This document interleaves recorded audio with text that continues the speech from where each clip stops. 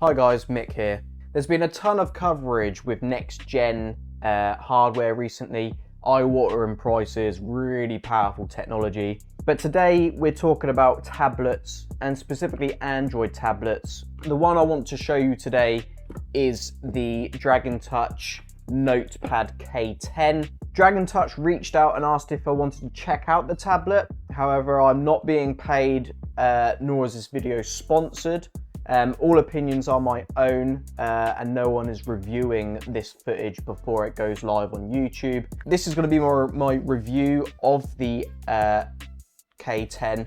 It's a budget tablet, so let's see if it's any good. It's available on Amazon for around in between 80 and £100-ish. That makes it a sub £100 Android tablet. So we're very much looking at the entry level of Android tablets. But is it any good? Let's find out. So in terms of its specs, it has a Cortex quad-core A53 ARM-based CPU. It has 2 gigs of RAM, 16 or 32 gigabytes of storage. This is expandable with micro SD cards up to another 128 gigs. It has a 1280 by 800 IPS display, so not full 1080p, but not 720p standard HD either, a little bit above that. It has a 2 megapixel selfie camera and an 8 megapixel rear camera. It has a 5000 milliamp hour battery, and it's all running Android 9.0. The unboxing experience for such a budget orientated tablet is actually quite good. Coming with a slide cover and then a iPad-esque sort of box inside of that slide cover. Upon opening the box, the tablet is presented in a plastic kind of protective bag. Underneath this is a 5-volt 2-amp charger. This is USB. It comes with a micro USB to type A cable, and it also comes with your manuals and a 2-year warranty card. Upon handling the tablet, the build quality isn't exactly flagship. It has a metal back, but pretty much where you hold the device all around the edges is plastic. Onto the I/O of the device, you have a micro USB for charging, a mini HDMI, which is cool to see. You don't see that on many tablets. Although I noticed an ever so slight deformity in the shell where that mini HDMI port is. A 3.5mm audio jack with volume up, volume down and power button on the side. The 2 megapixel selfie camera as well is in the side of the device, so in the landscape orientation, which is really good. I feel like I wish my iPad Pro webcam was in the landscape mode, because I have it in landscape more than I do portrait. Upon taking the small plastic off of the back, there is a micro SD card slot. I've tested a 128 gigabyte card, which works absolutely fine. Be careful with this plastic piece though, because you could easily lose, bend or break it. Onto the display, as I said, it rocks a 1280 by 800 IPS display.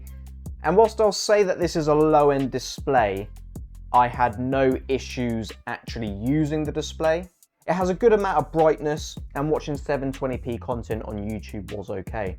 Colours looked a bit washed out, and whilst viewing angles aren't great, as long as you've got the tablet in front of you, it should be fine. In terms of performance, I'm incredibly surprised with what this little tablet can handle. I wasn't expecting much from this CPU. This Cortex A53 is quite an old CPU. It was made for power efficiency, not for just absolute compute performance. It is a 4-core CPU. I'm really surprised with how well this performed.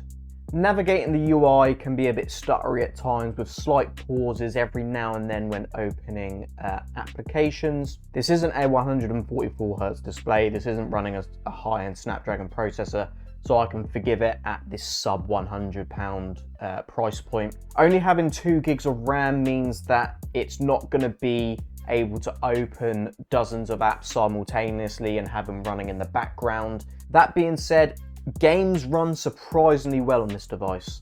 Call of Duty Mobile running low graphics was completely playable. which was great to see on such a budget-oriented tablet.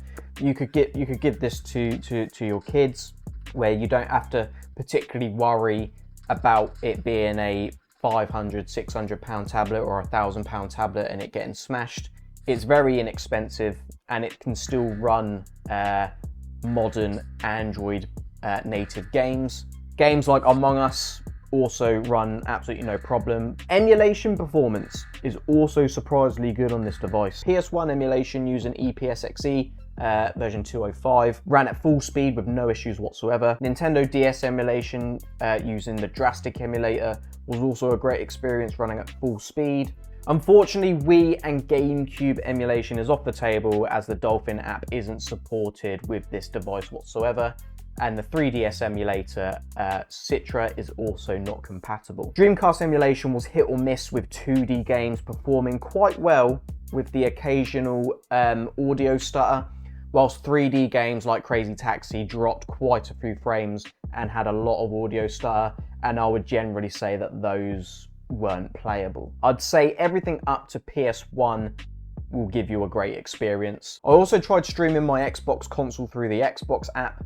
This is heavily reliant on the internet connection, and whilst this device does support 5G bands on Wi-Fi networks, I felt like the encoding wasn't quite being able to keep up. There was a lot of artifacting and a lot of stuttering when trying to play Rise of the Tomb Raider from my console. And just for reference, I was literally here and the console's right behind me. It wasn't a fantastic experience. I tested my iPad Pro doing the exact same thing just to check that it wasn't a network issue, and it was much better and it was playable on the iPad Pro, so that eliminated the cause of it being a network issue. Overall, I'd say the performance is very respectable for the price point.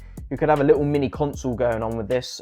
With the mini HDMI port as well, you can connect it to your TV. It's kind of like a portable and a console at the same time. Battery life is absolutely fantastic on this device. It's got a 5,000 milliamp hour cell that paired with the low resolution display and the low powered chipset. It absolutely chugs along. It's been idling for 2 weeks and I've been doing loads of testing, so very, very good battery life out of this.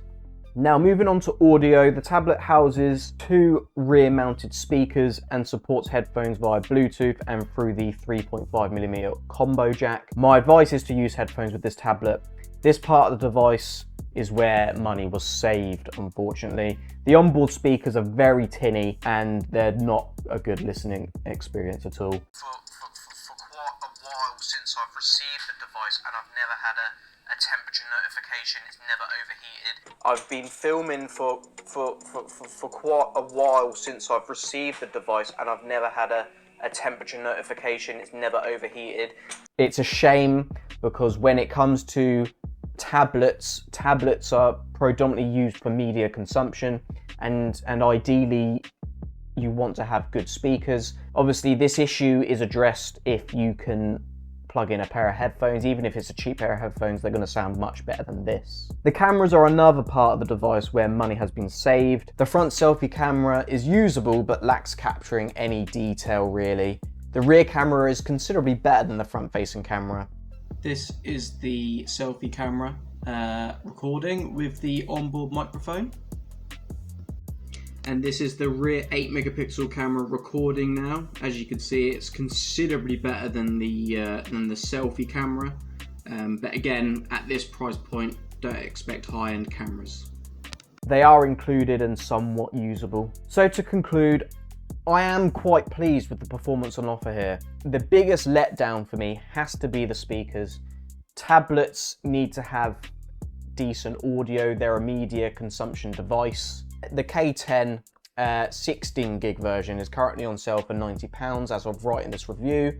I've seen it as low as £80 on sale, and for that price, if you can handle the bad speakers and plan on using headphones, I can recommend it. The 32 gig is currently selling for £105 with a voucher, and I just don't see it being anywhere near as good value as the 16 gig variant, as the storage can be expanded and micro SD cards are really cheap these days. It's also important to note that the DragonTouch is an Amazon choice product with over 700 reviews, So if you need that kind of confidence in making a purchasing decision, that also goes with it as well. My recommendation is, if you can get this on sale for £80, I would say you're getting a decent price to performance, and I'm going to give this tablet a score of 3.5 out of 5. I would recommend to DragonTouch to improve the speakers, as consumption of media is the most important part of a tablet really. It's a media consumption device. I hope this video has been useful to you. If it has, give it a like, it really helps. Consider subscribing to the channel for more tech reviews just like this one. I've been Mick from AAT, and I'll see you guys in the next one.